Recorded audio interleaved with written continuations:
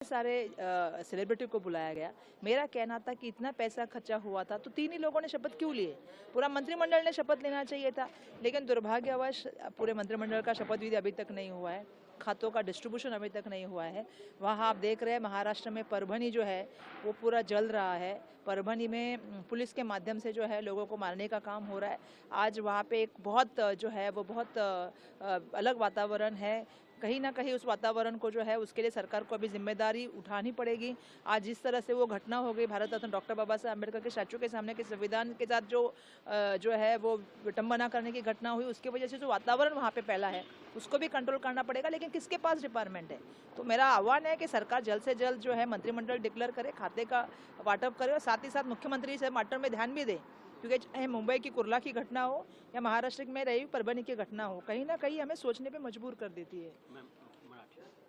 हो गया ना माझं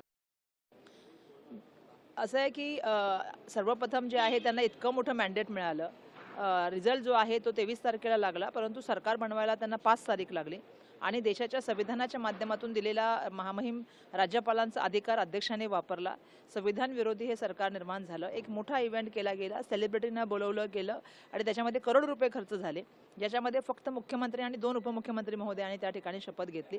आणि त्या शपथविधीच्या माध्यमातून जे आज बघितलं असेल तर आज महाराष्ट्रामध्ये आणि मुंबईमध्ये इतकी मोठ्या प्रमाणामध्ये मुंबईमध्ये कुर्ल्याची घटना झाली, 7 लोकांचा दुर्दैवाने त्यामध्ये मृत्यू झाला। महाराष्ट्रामध्ये परभणीमध्ये त्या ठिकाणी भारतरत्न डॉक्टर बाबासाहेब आंबेडकर जे आहेत त्यांच्या स्टॅच्यू समोर असलेल्या संविधानाच्या पुस्तकाची विटंबना झाली आणि त्यामुळे एक जातीय तणावाचं त्या ठिकाणी वातावरण निर्माण झालेलं आहे। सगळ्यात महत्त्वाची गोष्ट म्हणजे पोलिसांनी ज्या तयारी लाठीमार केलेला आहे त्याच्यामुळे खूप मोठ्या प्रमाणामध्ये जे आहे ते लोक घायल झालेले आहेत आणि या सगळ्या प्रकरणाची चौकशी करण्यासाठी सरकारच पूर्ण नाही, कारण खाते वाटप झालेलं नाही आहे आणि ही दुर्दैवाची गोष्ट आहे। एक तर मंत्रिमंडळ बनायला जे आहे ते 3 शपथ घ्यायला 11 दिवस लागले। आता मंत्रिमंडळ बनायला किती दिवस लागतात ते बघूया, परंतु महाराष्ट्रामध्ये हे अस्तित्वाचं वातावरण निर्माण करण्याला जबाबदार कोण असेल तर या केंद्रातील सगळे नेते मंडळी आहेत आणि महाराष्ट्रातल्या नेते मंडळी केंद्रासमोर जे आहे ते नतमस्तक आहेत।